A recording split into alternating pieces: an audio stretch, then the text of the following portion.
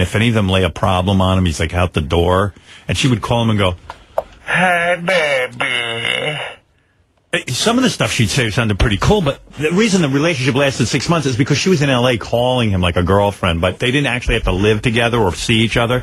He'd go out there once in a while and fuck her and leave. Well, I told Ralph, when we met Ralph, he had been dating someone for a long time, and that was the longest relationship he's ever been in. Yeah, and that was We've known him for 25 years. He's never dated anybody longer than 3 months. Well, I sat and listened to one of these conversations. She was like, "Oh, baby, this is your pussy." Oh, no, she was like, she would do that stuff. yeah, it was kind of hot. Yeah, she was kind of hot.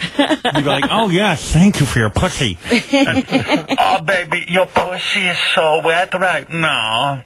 And it was kind of hot. She was hot. And, but then one time she called, I knew it was over. She goes, "Oh, I just got into car accident. Oh, no, baby. What do? I'm on side of road. I need help." and he's like, "What the fuck did you want me to do?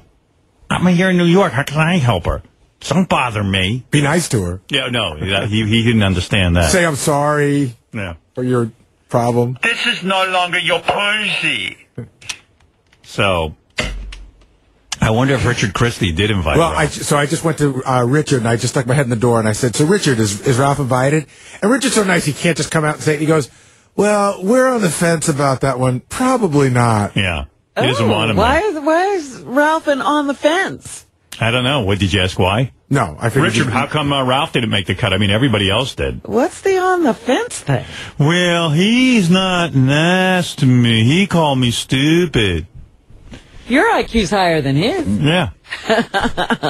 Well, how come Ralph didn't make the cut? I mean, everyone's invited, all right? I mean, it's the Howard TV guys, Howard 100 News Department. Yeah, but I see them literally every day. Ralph, I never hang out with. I'm not just very close with Ralph. Right. And honestly, also, to tell the truth, I can imagine him being at the wedding, analyzing everything, saying, "Oh, this guy's sucks. a redneck. This sucks," making fun of everything. Right, like you got family coming, and they're not from New York, they're from Kansas, and they're down to earth, people, real people, not like fucking crazy people here. I don't know that they would get Ralph's humor if he was making fun of them. Yeah, I can picture your dad, like, meeting Ralph and go, "Hey, Ralph, this is Richard's dad. How are you? Oh, please, this is a shitty fucking wedding. I mean, Jesus Christ, there's no hors d'oeuvres that are decent. My son, he's having a nice wedding, Ralph. I thought it was very lovely. Oh, fuck you. You're a hillbilly. You don't know shit." My dad'll string him up like a raccoon. He'll skin him. Yeah. I thought Richard was retarded. "Oh, that's my boy. I love him so much." Yeah, but I thought he was retarded. He didn't even go to a dentist. We don't go to dentists where we live. Oh, you're a fucking hillbilly. I gotta tell you, my greatest joy ever was when I beat Ralph in the IQ test. Yeah, what was your IQ? Mine was, I think, 117, and his was 112. Yeah, and he thought you were going to be an idiot. I think even with the margin of error, I still beat him. So. Yeah. All right, well, anyway, good for you. Listen, fuck them. But, we're going to see how many people we're able to have, and if we It are... might be an afterthought. Yeah, if no one's coming, he can go. Exactly. Right. So he still has a shot of getting invited. Yeah, I doubt if he'll want to now. No, I doubt if he'll want to come. And I'm sure he'll probably call up and rag on me and say something nasty. I don't know why he'd think he was being invited. I mean, you don't hang Well, with if he doesn't know you and doesn't hang out with you, why is he... Well, I think maybe because he just thinks everybody somehow involved with the show is going to get invited. But, a lot of it is it's a certain capacity, so we kind of have to pick people we hang out with all the time. Sure. So. Well, reasonable. Mm-hmm. All right. Very good. Thank you. All right. Thank you. But he was at least on the list to be rejected. Yeah. I had such a great night last night. I mean, I had like this triumph that I want to share with you. A triumph? Yeah. This is weird. This makes me happy, and you're gonna be grossed out, and it's disgusting, but to me it was a triumph. All right. So I went home last night. Beth wasn't around, so I had YouPorn out. I was going to jerk off before I went to bed, and I watch babysitter porn. That's no secret. Are you still, you have one iPad dedicated to No, I mean, you know. porn? I have, I guess I do. Like John Hine, I didn't want to admit that it. crazy. Yeah, well, I mean, no, it's not dedicated to porn. I use it for other things. But, You have an iPad 2. Right. And the original iPad. I have 2 iPad 2s in the original iPad. What? Yeah, that's right. What do you need all that for? Someone gave me a gift of an iPad 2. I already had one, so I put one upstairs where I can, use that. Oh, you can't even carry it. It was meant to be carried. Yeah, no, I don't even carry that one. It just kind of lays there, and that's my upstairs computer. I use that when I need a computer. All right. I check my email and stuff, usually I'm upstairs when I think about jerking off. So that iPad 2 is used for jerking off as well? Yes. Because I figured you'd just leave the old iPad in the bathroom. No, the old iPad, I moved somewhere else. I don't want to jerk off to an old iPad. I want the state-of-the-art, highest quality.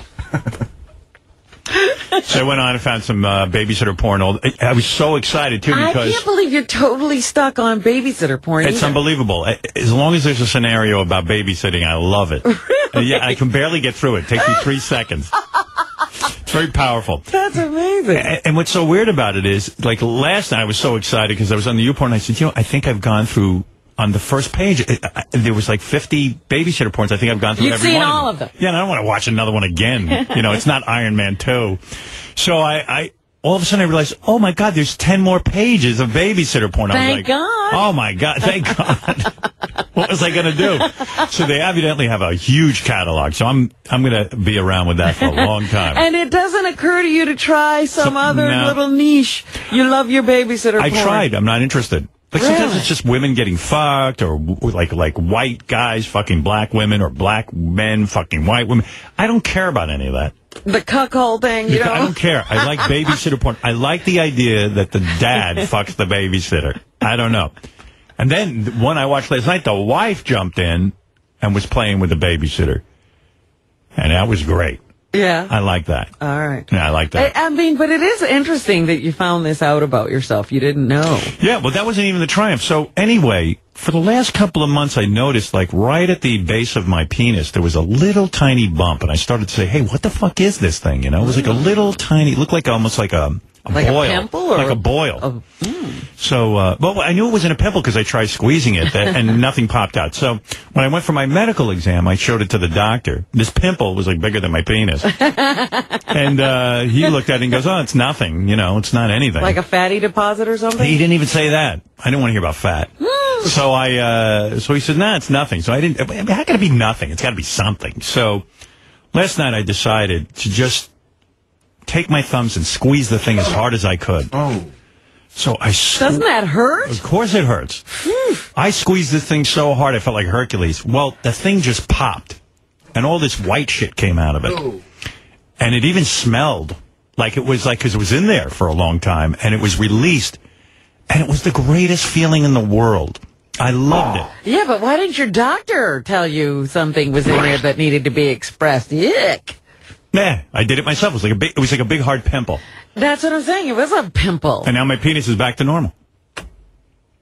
It was a pimple, but it was like a super pimple. Must have been like an ingrown hair or something. Yeah. Yeah. Ugh. Oh, my God, it was so much fun. And but the pain, Nah, it wasn't bad. It wasn't, no. The skin on the penis, isn't as sensitive as I imagine. And I can deal with it. I told you, I've been drilled with, without Novocaine. I forget, but you have been tortured, so you're not. That's nothing. You're not that sensitive to pain. I was so pleased with myself. I even woke up this morning and go, that was such a good experience. I healed myself. I took care of it. I don't know why I'm so impressed. Wow. Yeah. A lot of crap came out of it? Yeah, a good amount, yeah. I was examining the crap that came out of it. And it smelled? I think so, might have. I don't know. But I was so happy. I want to throw up. But this made me so happy. Wow. Doesn't take much for you. No. Like, that makes my day. Like fixing things. Even if it's a bump on your penis. That's right. It was very cool. Hey, last week was some week with George Takei. Everybody was writing me emails and telling me how much they enjoyed seeing George. I love George. Yeah.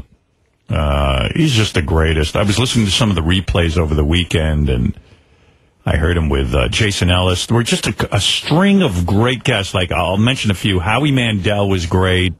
Norm Macdonald was great. Jason Ellis. That wasn't this last week, though. Yeah, I guess not. I guess it's the last 2 weeks. Yeah. I even tweeted, I said, I would make a Mount Rushmore of great guests just based on the last week or so. Because, George, who else was in here? It was just a bunch of... Jason. Yeah. There's a couple other people I'm forgetting. Who else came in last week when George was here? I don't remember. Chris Rock. Yeah, Chris Rock was in. How could we forget that? And he was great. He didn't stay long enough. He could have stayed all morning as far as I'm concerned. It was just great. It was a lot of fun. So thanks to all those people who... Oh, Jesse Ventura was great. Yeah. Yeah, it was just really, really good stuff. But you know what I couldn't get out of... The thing that amazes me about George is at 74 years old, he still gets so excited about a naked man. Oh, yeah. Oh, my goodness. You got such a beautiful cock.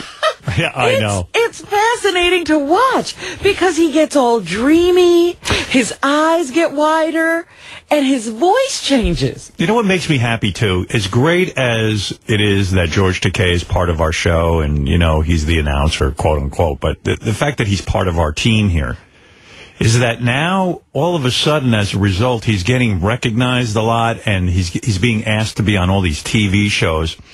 Like, all of a sudden, you couldn't even get away from him. He was on Wendy Williams on...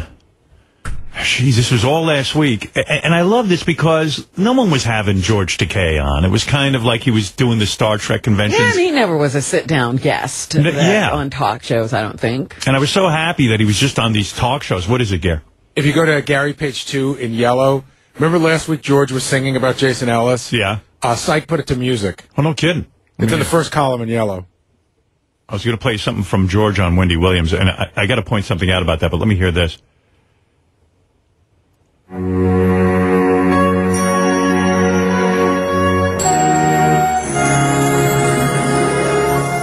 When you see a god like Jason Ellis, my heart grows and grows, as well as the other parts of me. Brad, I love you. You are my true love, but occasionally true love needs to be burnished. So, Jason's in dollars. Look at his face. Yes, yes, yes. And look at his ass. Oh my goodness. The impossible dream with Brad.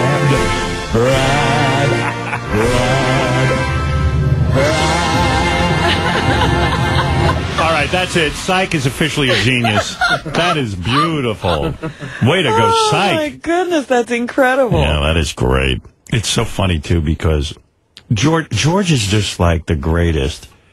When he gives this explanation, he's on Wendy Williams, and Wendy, is a fan of our show and listens, and, she obviously was quite taken by remember when we got George to take off his clothes, and then it turned out his feet were so fucked up? Oh, my God, yes. I mean, George has a major genetic disease of the feet. And it's funny that he still insists on saying it was a sneaker accident. like he was running and this happened to him. Like both of his feet are completely twisted and turned, almost like foot binding. Like, he looks like his feet are alien. Yeah. And he insists on telling the story that a fan sent him sneakers that were a size too small, and this is what did it to his feet when he went running. And I mean, that's the most absurd explanation for what's... Like, maybe you'd get, I don't know, bunions, blisters. Well, how many years did he use them? Your feet don't change overnight from that. And if my shoes were doing that to my feet, I'd change my shoes. So, anyway, here he is on Wendy Williams. And she asks him about his feet in sort of a weird way. Where is it? I must have lost it already. Here. I've forgotten about his feet. Here. And it's just as funny as...